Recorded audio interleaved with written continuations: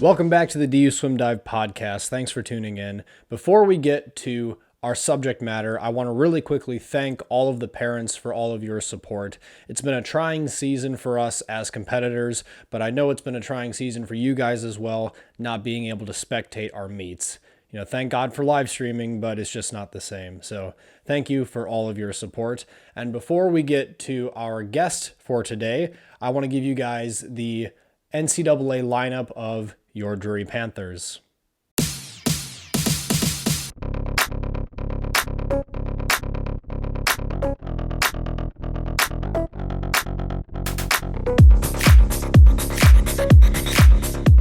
All right, starting with the men, we have Junior Natan Bagetti, Junior Alexander Bowen, Junior James Brown, Junior Caleb Carlson, Junior Cameron Glass, Sophomore Dominic Karacic, Junior Lucas Lima, Junior David Nawadorski, Freshman Karol Ostrowski, Junior Andrew Rodriguez, Freshman Lucas Steiner, Junior Cole Vandenhoek, Junior Ian Vandegraff, Senior Ahmed Waibi, and Junior Graham Wells. Alrighty, on the women's team we have Marina Amorim, sophomore, Josie Bushel, freshman, Rebecca Cross, junior, Camila DeSanto, senior, Morgan Gillette, freshman, Mackenzie Harris, junior, Laura Pareja, junior, Yasmin Preuss, junior, Karianne Reinertsen, junior, Kasha Rogowska, sophomore. Sorry, Kasha. Allison Weber, junior, Mackenzie Weiberg, senior.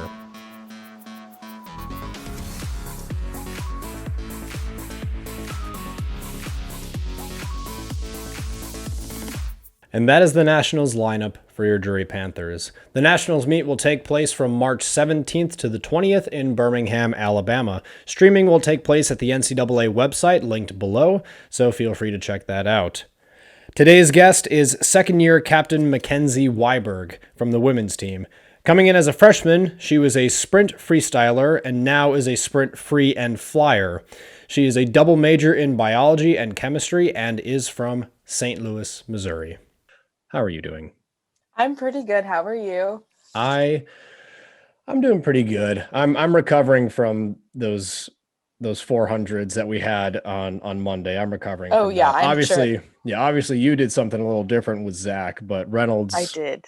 man, that was, I'm glad that I did well in that set, but that was hard. So Yeah, it looked very rough, and I'm glad I was not doing that. So Yeah. Well, one of the biggest things that I am most excited to talk with you about is we had Cami and Spencer already on the podcast, and Cami was a former distance swimmer. Spencer obviously was a current distance swimmer. And so we've talked a fair amount about Doug and a bit about Reynolds as well, but we haven't talked much about Zach. And so you, as a sprinter, have had plenty of experience with Zach in his time here. So I'm curious, were you here during Zach's first year? yeah, so me and Zach, we started together. My freshman year and his first year as GA. So Gotcha. yeah. How was he coming in as a GA? I just remember he was very hyper all of the time, and of course I wasn't used to it because I wasn't on the team, but I don't think people were used to that coming out of a coach. But I just remember him drinking a lot of coffee, being really hyper, and like as a GA, you don't do much coaching, but he did a lot my freshman year, more than GAs in the past had done. So I thought that was really cool. Yeah. Gotcha. So coming in like as a GA, he was already pretty involved and pretty interested in everything that was going on. Oh yeah, for sure. He loves swimming so much. So, and I think he's like, I am not sure about this, but he wasn't like a former jury swimmer or anything. So he was kind of just like someone Reynolds found and brought in from the outside jury world. So Yeah. Gotcha. Yeah. Gotcha. Yeah. Well, yeah, and it seemed like, I mean, obviously I wasn't there his first year, but coming in the year after, he was still a GA. He was a GA for 2 years, right? Yeah. Yep. Yeah. So my impression of him very much was that like even as a GA, he didn't treat himself like a GA.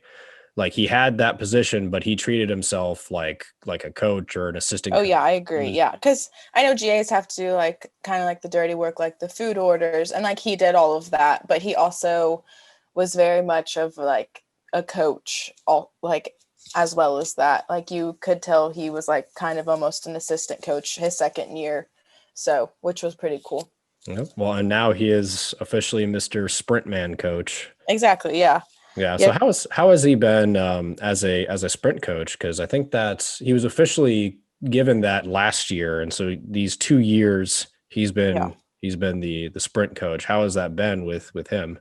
Yeah, so last year I trained with Reynolds most of the time, but this year I strictly trained sprinting, and it was good. He has a lot of energy all of the time, and you can tell he lives, breathes swimming, and so that's really cool to see someone so passionate about that. And his sets are very sprint based, and we did a lot more like rack work and power work and fin work, which is really good, and I thought was very useful. So Yeah. I Well, really like and that kind of stuff. yeah, and not being a part of his group, I've kind of noticed that he seems to like to look at a lot of the small things regarding start efficiency, turn efficiency, stroke efficiency, just all of the little small things. I'm curious, is there anything that he's like specified with you as far as like little details that he's wanted you to work on with something specific? I know with my butterfly, just like staying very tight and not. I know that's like something we've worked on a lot is just like since the 100 fly is a sprint and the 50 fly and a relay is a sprint, like just staying very tight because I would have like I would swoop out and do like a big fly and just staying really tight and because you just need to move your arms quick and grab water. So just like engaging my core and that kind of thing. And I think that's the biggest thing I've worked on with him and just my breath of like on freestyle is very slow. So that's another thing I've worked on a lot this year. So Yeah. Yeah. Well, and so I'm curious because we talked a little bit how you and Zach came in during your first year. I'm curious about you specifically. How would you say your first year was for you coming in as a freshman? it was very weird, very different. I was kind of not new to swimming, but I didn't start getting serious about swimming until my junior year of high school. Like I started doing doubles, wasn't fast. So I came into jury being literally the slowest person in the pool.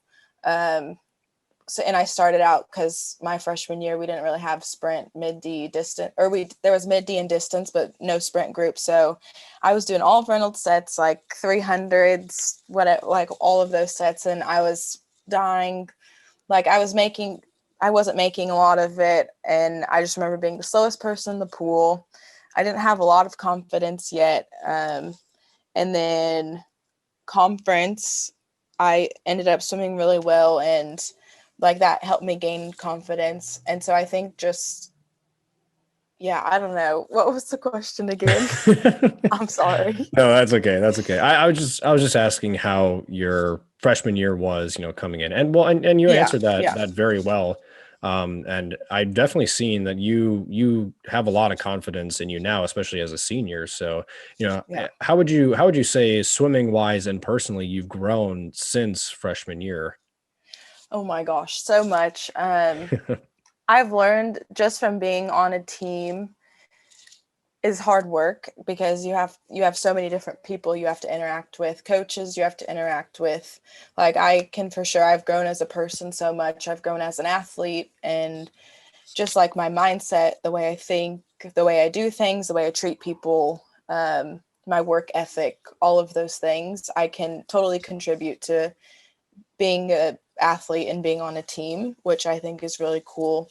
Um, and they're little lessons throughout my 4 years that I'm going to take into the rest of my life, which will be so beneficial. And I think I've grown so much as a person over the 4 years, and I can't tell you all of the things, but I just thinking of freshman Mackenzie and now, like, I'm a completely different person, which I think Yeah. is really in a good way. So Yeah. Well, and bouncing off what you said about interactivity, I think one of the best things about the team is how much we interact with each other, in a very positive way. I was just thinking about this today, how we're very intentional when it comes to helping each other with stroke things and like even diet, and lifting and stuff like that. There's a lot of people that know a lot of things on the team, and we're all just like very willing to help each other. So I've always liked that interactivity aspect of the people on the team and not just the coaches. I totally agree. And I think that's something that's super cool about like Drury Swim team is how close and how we all help each other and that kind of thing. And I'm sure other teams have it, but I think our team is special with that. Yeah. Well, and I kind of made a comment about that when I had Cami on the podcast. We talked about, I believe it was Cami. We talked about how when we're in Hawaii, the vibe is like, hey, we're all in this together. So, we just got to get through it and we do it together. We all give our best and then we come back stronger for it. Obviously, Right. this year we didn't go to Hawaii. So how was that for you? Well, that was not a good time for me because what my roommate got COVID, so I had a quarantine during like our Hawaii training kind of, which was hard mentally for me because normally that's when I get my best training because I'm sleeping, not worrying about school, and I get really fit, really in shape, really fast. And so I think that this year for me, it was really hard mentally and of course on my body, just not being able to do that and having a little break.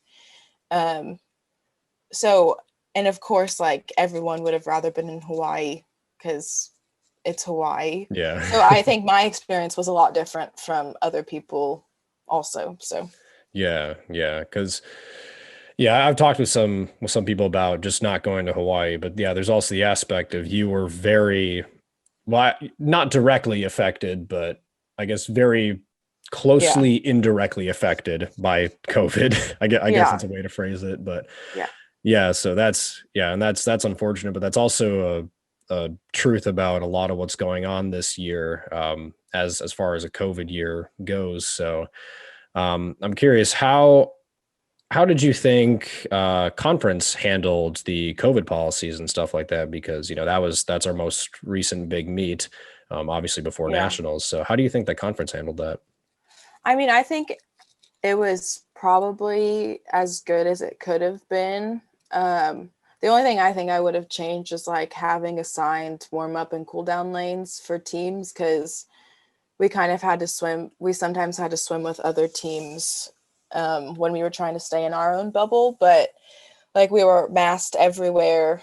Um, it's all I'm talking about the girls' side, like what I saw, just like everyone wore their masks to the block, took it off Yeah. at the block, dove in, whatever. So I think it was honestly as safe as it could have been, especially since the meet was split up also. So Yeah. Yeah. Well, and we've talked about this before, how we were just talking about the interactivity on the team and how well the team communicates and stuff like that. How was it with the separate meets? Because for those who don't know, the conference meet this year had a session for the girls and the guys, and I'm curious for you, how was that?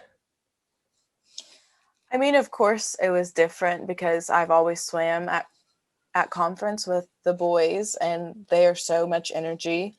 But honestly, this year, I think the girls did such a good job of like cheering and being behind one another that I honestly kind of forgot that the boys weren't there cheering for us. I didn't forget that, but like we just did a Yeah. very good job at like cheering for each other and doing our best to match their energy. Of course, we would have wanted the boys to be there, but I think we did the best we could. It was different. Yeah, it was very different, but I thought it was pretty good.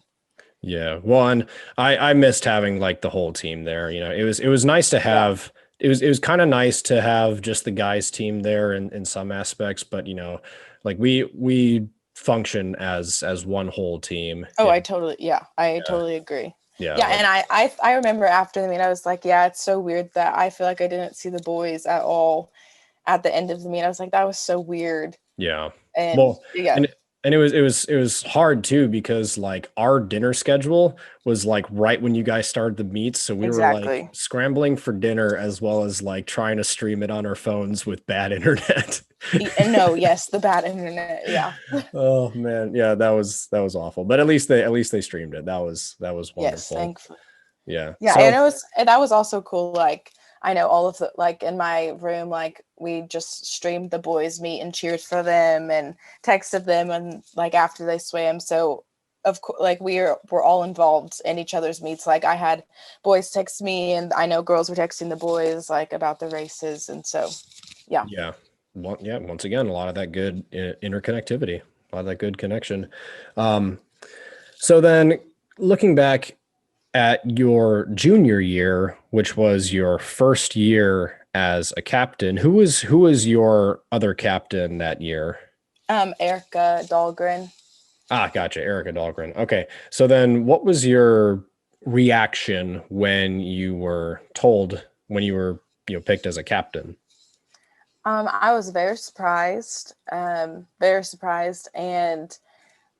honestly kind of scared.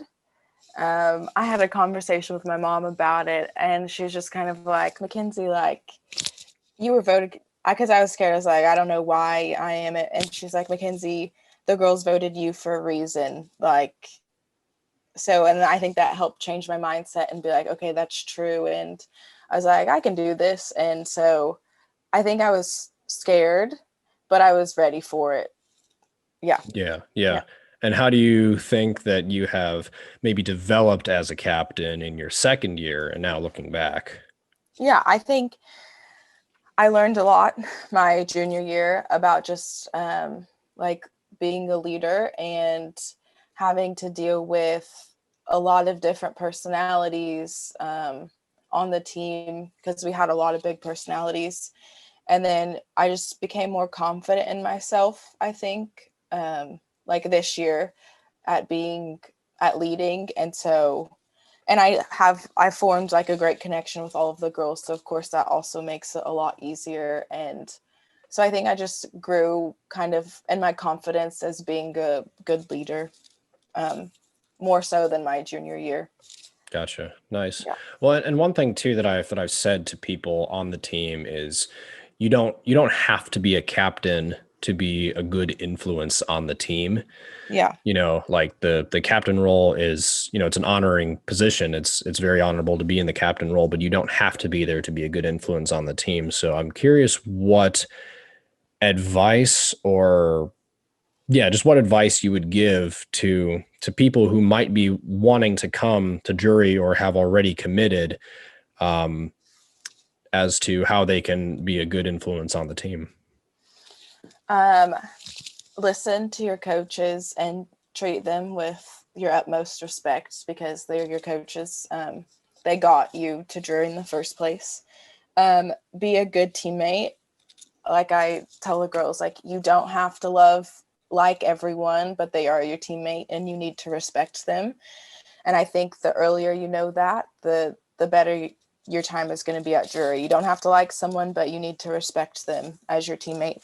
Um, and just like um, being a good friend and having a good attitude at practice, I think that's very important. Like, yeah, practices are hard, but you just have to have a good attitude. Like, yeah, you can have bad days and that kind of thing, but um, yeah, you just can't let it influence and take over your whole life. Yeah. Well, and I can imagine it's pretty easy to have a good attitude at practice when you have Zach Mertens Yeah. just hyped up on coffee and having a good time all the time. Yeah. I've done both. I've done the Reynolds torture sets and I've done Zach sets. So Yeah. I mean, I've seen both sides of it, and you can find good after after every practice, even if it was bad. So Mm-hmm. I think that's really important. Yeah. I 100% agree with that. Well, Mackenzie, thank you for talking. I hope you have a great rest of your night. Thank you, Andrew. See you later. Yep. Bye-bye. Thank you for listening to the DUSwimDive podcast. If you enjoyed what you heard, feel free to hit the like button and subscribe.